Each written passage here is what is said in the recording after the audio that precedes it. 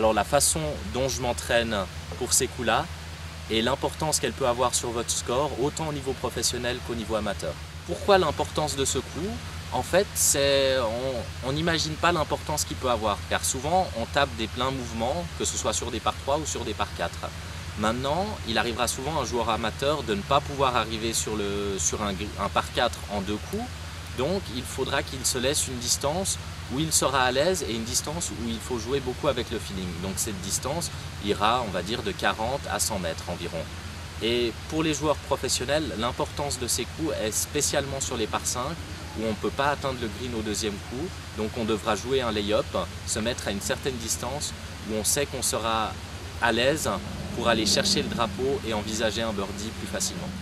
Maintenant, point numéro 2, savoir comment entraîner ces coups-là. Alors quelque chose de primordial déjà, c'est le choix des clubs. Entre 60 et 100 mètres, je sais que j'utiliserai en général 3 clubs différents. Ça va du sand wedge, au gap wedge, au pitch.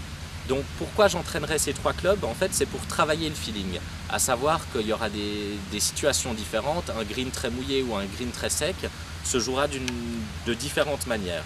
Donc je travaille ces coups pour développer un certain feeling. Maintenant, un point très important également, lorsque vous entraînez ces coups, c'est de jouer avec vos propres balles. Je vois trop d'amateurs entraîner les approches avec des balles de practice, alors que sur le terrain, vous avez l'habitude de jouer vos balles. Donc vraiment, pensez à ça. Les clubs, un gant et vos propres balles.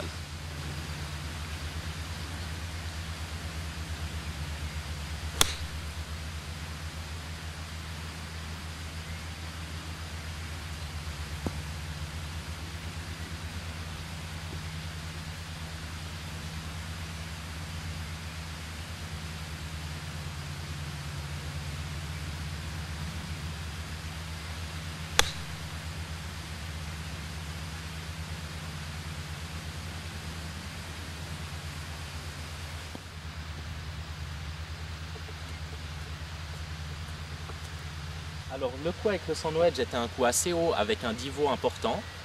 Ma balle a eu du backspin, elle est tombée 1 mètre derrière le drapeau et elle a spiné tout près du trou, c'était un coup excellent.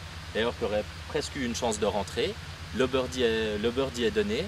Le deuxième coup avec le pitch, j'ai fait une balle plus basse en prenant un divot moins épais, une balle qui a roulé plus, donc un coup plus au feeling, on va dire. La balle est tombée juste devant le green et a roulé à 1,50 m du drapeau. Là, je suis en très bonne situation pour un birdie. J'ai un putt de 1,50 m en montée, relativement facile, donc 2 bons coups. Et il faut se donner justement un objectif de distance. Alors avec le putting, vous verrez assez vite que les approches justement à ces distances-là vous permettront de gagner énormément de points.